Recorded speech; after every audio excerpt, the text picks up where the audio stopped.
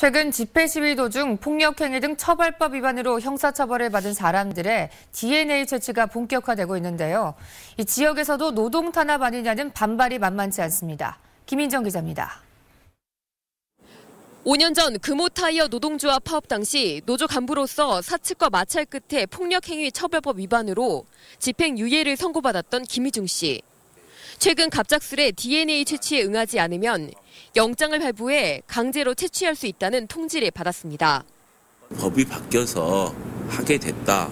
2010년도에 관련된 일이지만 몇 년이 지났지만 그때 관련 법이 바뀌었기 때문에 해서 해야 된다라고 하면서 자기가 출장까지 와서라도 하겠다.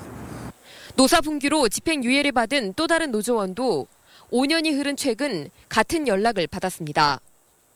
노동운동하면서 발생했던 문제고 그걸로 끝났는데 느닷없이 DNA 채취를 얘기를 하더라고요. 그래서 제가 그랬죠. 그거는 나는 DNA 채취에 관련해서는 이해를 못하겠다. 내가 왜 DNA 채취하냐. 검찰은 용산 참사 철거민과 쌍용차 노조원의 DNA 채취가 합헌이라는 지난해 8월 헌법재판소 판결에 따른 조치라고 밝혔습니다. 그러나 최근 광주 지역 노동계에서만 시위사범 7명이 잇따라 DNA 채취 요구를 받자 노동운동이나 시위를 막기 위한 탄압 아니냐는 말도 나오고 있습니다. 평생 어떤 한 사람에 대해서는 낙인 효과가 발생할 수 있습니다.